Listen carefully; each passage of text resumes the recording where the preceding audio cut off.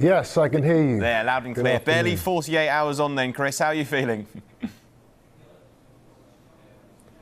Good, yeah. It was a fun night, great night up in Newcastle. Got some good rounds in. Enjoyed fighting in front of a crowd again. It's been a long time, about 2 years since I've been fighting in front of a crowd. Yeah, it was a great occasion. Yeah, it was some crowd as well, wasn't it?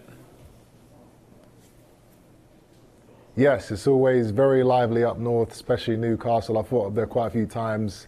It's always a lot of fun. Chris, looking at you now, you don't look like a man who's had a bout less than 48 hours ago. Is it fair to say that that went exactly how you were intending? Everything went according to plan. The guy actually came out southpaw. He told me after the fight that he's never boxed southpaw in his life, but he switched it up just to fight me. So that was something I had to kind of get used to and adapt to early on. Took me a couple of rounds, got into the swing of things. Ended up with catching him with a big body shot, and he pulled out at the end. He came up to me in the ring and said he thinks I popped his rib, and so he couldn't continue. So on to the next one. Well, yeah, that's exactly what I want to talk about, because barely seconds after inevitably you win that, or any boxer wins a bout, we talk about who's next. Chris, who have you got in your sighters? There's a lot of names. There's a lot of big names, in the running for December. One name that keeps popping up is a man named Liam Williams.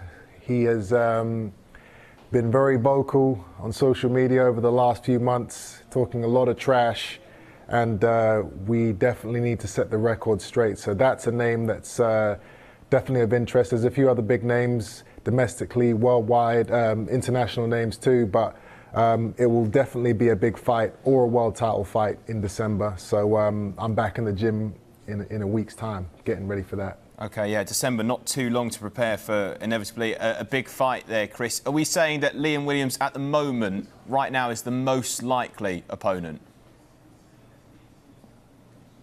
He's a front runner for sure. Nothing's been 100% confirmed with me yet. Nothing's official, but that's a great fight. A lot of fans have been calling for that fight for a while now, and I'd be happy to go in there and settle our differences once and for all. OK, we'll talk about your long-term plan in a moment's time. Just before we move on from Liam Williams, any early contact between the two of you so far, Chris?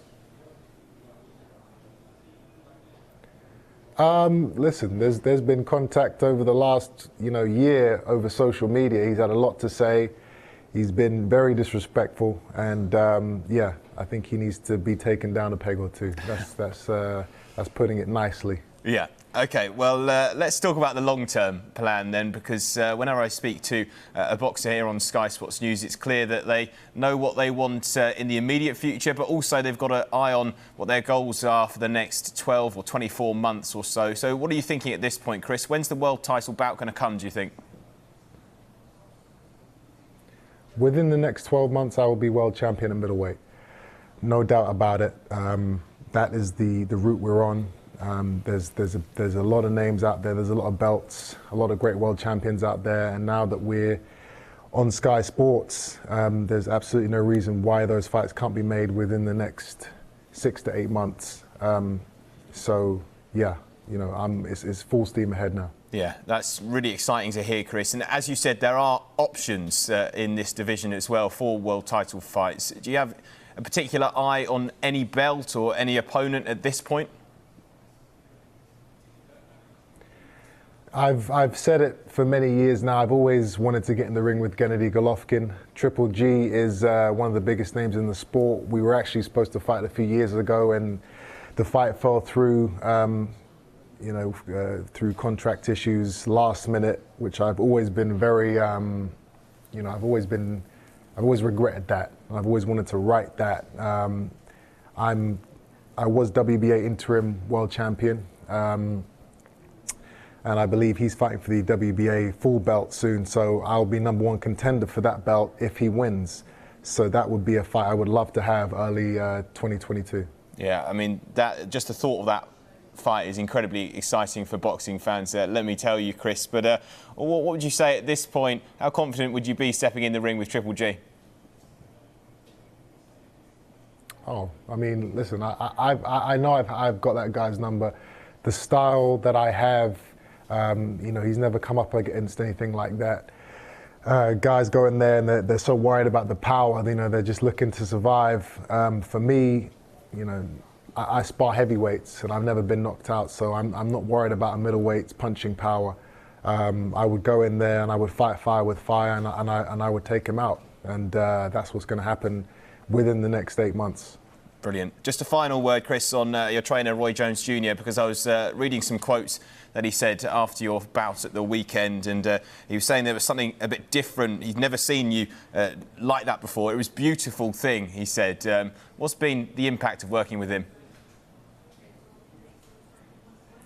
Roy Jones Jr., an absolute legend, an icon, one of my heroes growing up. So to be working with him now, to have him in my corner, it's a privilege. You know, I never would have thought that I'd have Roy Jones coaching me and giving me advice in between rounds during fights. It's, you know, it's unbelievable. And I've learned so much from him over the last year and a half.